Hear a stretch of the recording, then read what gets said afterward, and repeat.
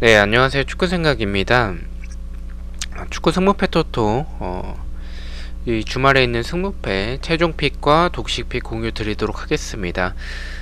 제가 원래는 최종 픽을 이제 목요일 저녁에 올리는데, 이번 주는 주중에 또 라리가 경기들이 있었기 때문에, 지금 부득이하게 금요일에 최종 픽과 독식 픽으로 찾아뵙게 됐습니다. 제가 평균적으로 8개에서 10개가 적중이 되기 때문에 그 점을 참고해 주시면 좋을 것 같고요. 그리고 멤버십 관련해서는 단톡방 참여나 아니면 배팅 내역이 보고 싶으신 분들만 가입을 해주시면 좋을 것 같습니다. 경기력은 일단 EPL 관련해서는 제가 초안 영상을 올렸었기 때문에 자세한 경기력이 듣고 싶으신 분들은 그 영상을 참고해 주시면 좋을 것 같고요. 그럼 1번 경기부터 말씀을 드리겠습니다. 레스터 대 아스날의 경기입니다. 자, 레스터 2연승 하고 있습니다. 포파나와 저스틴, 은디디, 올브라이튼이 결장 예정이고 바디의 출전 여부가 불투명한 상황입니다. 아스날 같은 경우엔 티어니 선수의 출전 여부가 불투명한 상황이고 자카가 결장 예정입니다. 일단 두 팀 맞대결에서의 특이사항은 레스터가 아스날 상대로 홈에서 2연패를 하고 있다는 점을 참고해 주시면 좋을 것 같고요. 저는 개인적으로 이 경기는 좀 이변을 생각을 하고 있습니다. 투표율이 균등하게 분배가 됐죠. 아스날의 분위기도 사실은 나쁜 편이라고 보긴 좀 어렵습니다. 두 팀의 모습을 봤었을 때는 이 맞대결에서의 무승부가 좀 적기 때문에 승패 방향일 것 같긴 한데, 저는 아스날도 그다지 좀 믿음직하진 않습니다. 레스터가 연승을 하고 있지만 득점을 만들어내는 과정들 맨유 상대로는 좋긴 했었어요. 하지만 맨유의 수비가 최근에 워낙에 불안한 모습들이 있었고, 지난 경기도 이 원더골 같은 그런 모습들이 있었기 때문에 승리를 만들어낼 수 있었다라고 생각을 하고 있습니다. 레스터의 수비가 좋지 않은 부분들, 그리고 경기력이 좋은 편은 아닙니다. 물론 아스날도 이것도 마찬가지긴 한데, 결장 예정자가 레스터가 좀 많다라는 부분들을 봤었을 때는 저는 아스날이 조금 더 유리한 경기가 되지 않을까라고 생각을 하고 있고요.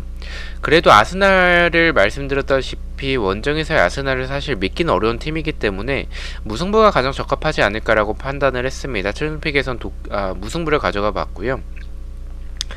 독식에서는 그래도 두 팀의 이 맞대결 전적, 그리고 경기 스타일, 팀 스타일을 봤었을 때는 승패 방향이 조금 더 적합할 수도 있겠다라는 생각이 들었고요. 이변을 가져가는 픽이니만큼 레스터의 단통 패를 가져가 보도록 하겠습니다. 제가 이 독식픽 같은 경우에는 조금 더 이변 위주로 가져가서 독식을 하기 위한 이변 위주의 픽으로 생각을 해주시면 좋을 것 같습니다. 자, 그럼 이번 경기 말씀을 드리겠습니다. 벌리 대 브랜드퍼드의 경기입니다. 벌리는 스티븐스가 결장 예정이고, 브랜드퍼드 같은 경우에 라야키파, 그리고 핀록과 야넬트, 은베무의 출전 여부가 불투명한 상황입니다.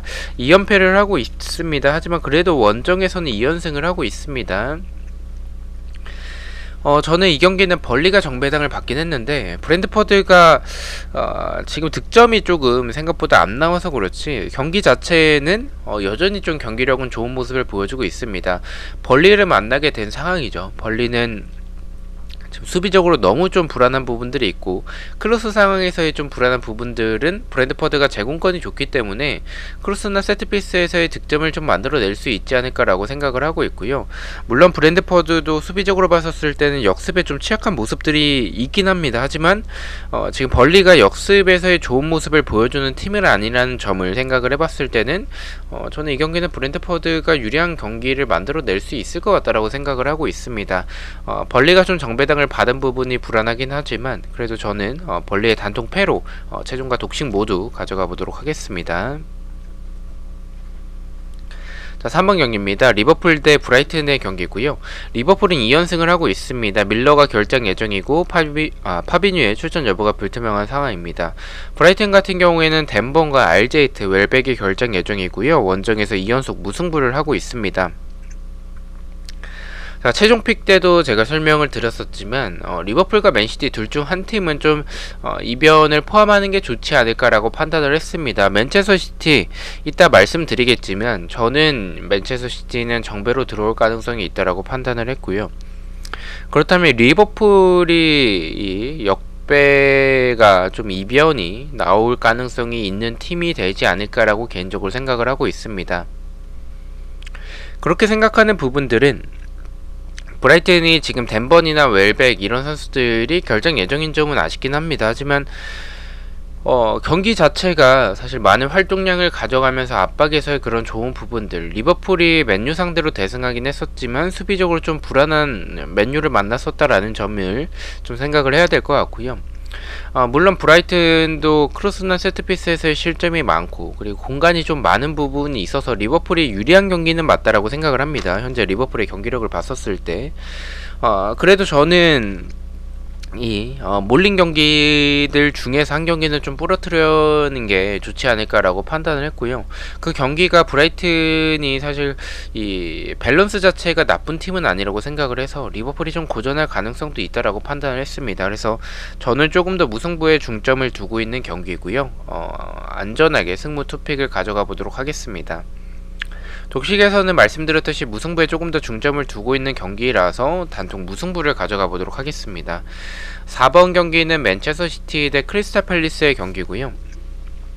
맨시티 2연승을 하고 있습니다. 맨디와 페란 토레스가 결장 예정이고 크리스탈 팰리스 같은 경우에 에제 선수가 결장 예정입니다. 4연속 무승부를 하고 있고요.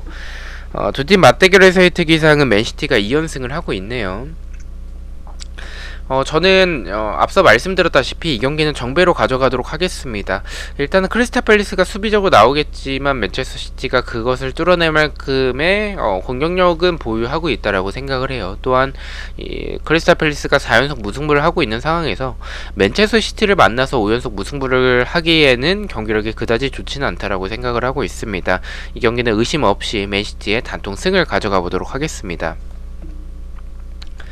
자, 5번 경기입니다. 뉴캐슬 대 첼시의 경기고요. 뉴캐슬은 두브라브카 키퍼, 그리고 풀드메 선수가 결장 예정이고 첼시는 치크의 출전 여부가 불투명한 상황이고 루카쿠와 베르너가 결장 예정입니다. 3연승을 하고 있고요. 원정에서는 2연승을 하고 있습니다. 두 팀 맞대결에서의 특이사항은 뉴캐슬이 첼시 상대로 2연패를 하고 있습니다.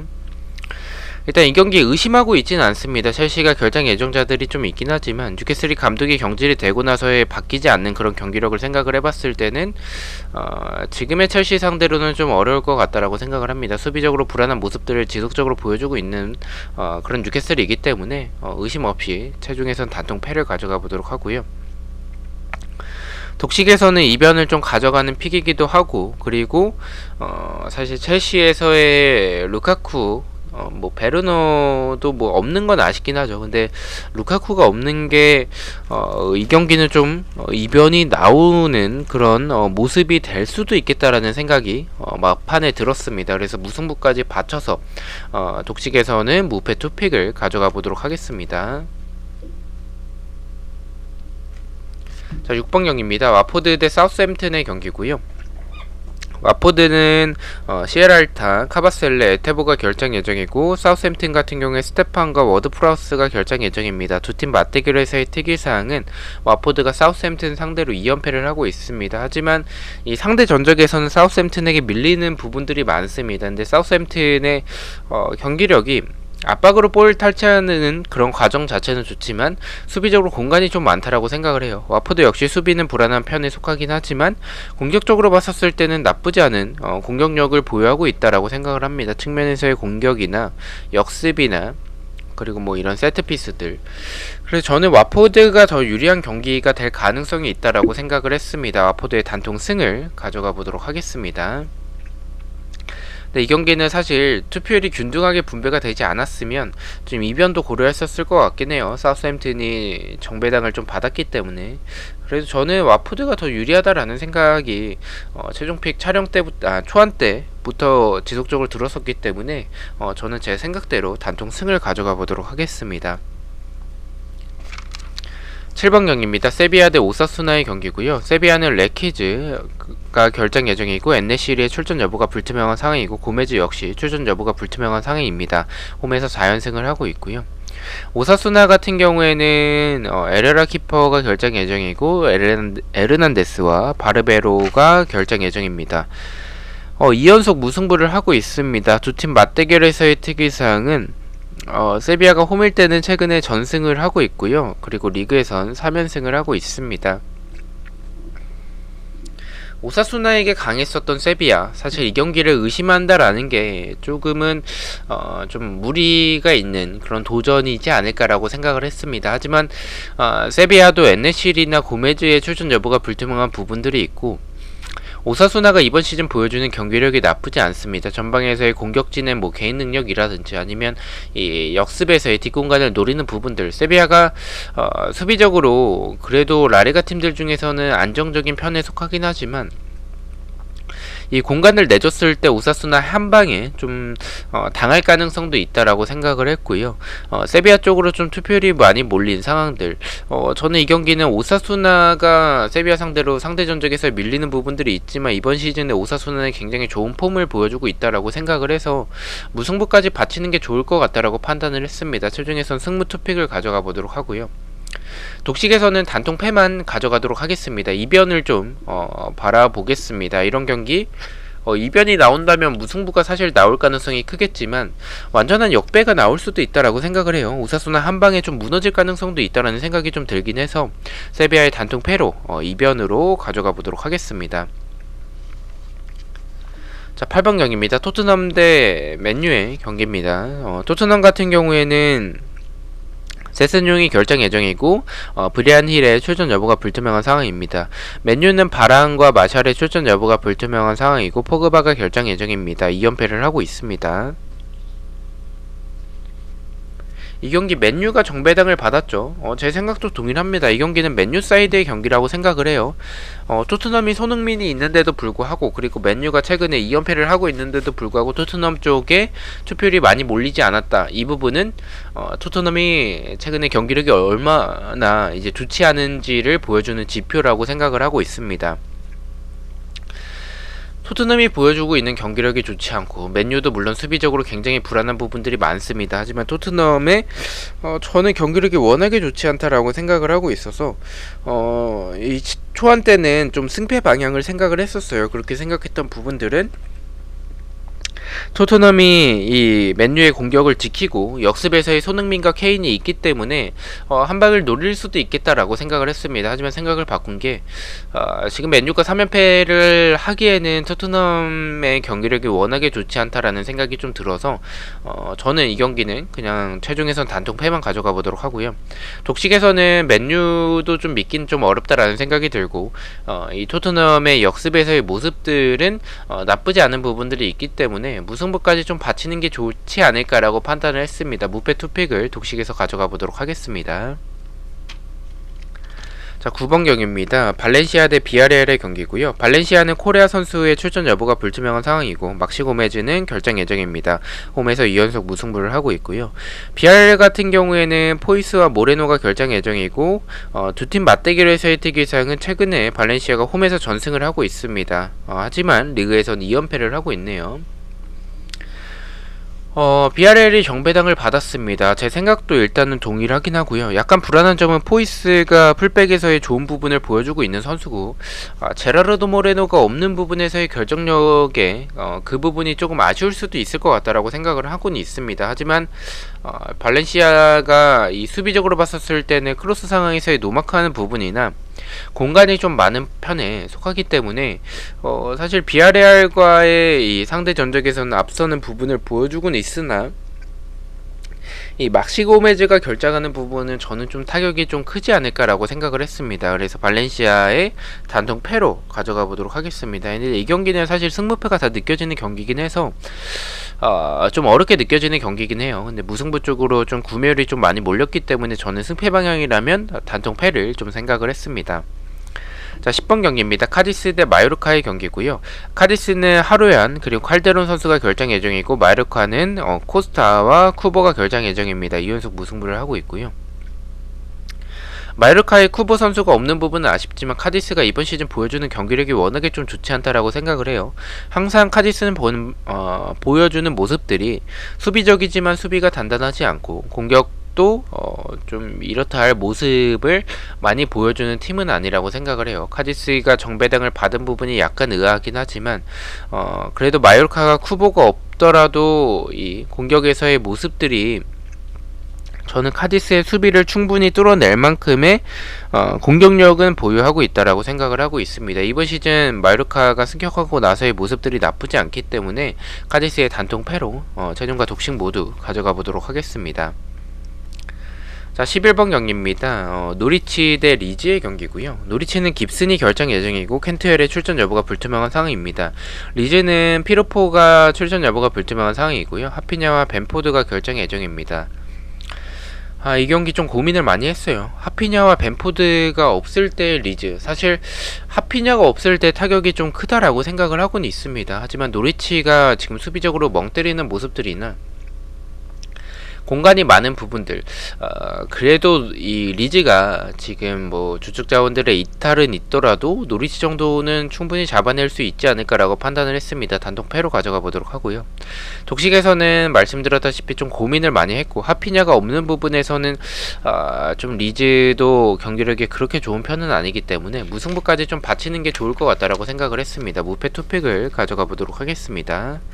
자, 12번 경기입니다. 아스톤빌라 대 웨스트햄의 경기고요. 아스톤빌라는 트레제게가 결장 예정이고 3연패를 하고 있습니다. 웨스트햄은 크라리 결장 예정이고 2연승을 하고 있습니다. 원정에서도 2연승을 하고 있고요. 두 팀 맞대결에서의 특이사항은 아스톤빌라가 웨스트햄 상대로 2연패를 하고 있습니다. 저는 이 경기는 무승부까지 받쳐서 무패 투팩을 가져가도록 하겠습니다. 저는 웨스트햄 사이드로 바라보고 있는 경기고요. 웨스트햄의 경기력이 나쁘지 않습니다. 결장 예정자도 크게 없고요. 물론 이 부분은 아스톤빌라도 마찬가지긴 한데 아스톤빌라가 공격에 비해서 수비가 좀 너무나도 아쉬운 부분들을 보여주고 있어요. 그래서 웨스트햄이 저는 이 경기는 좀 유리한 경기라고 생각을 했고요.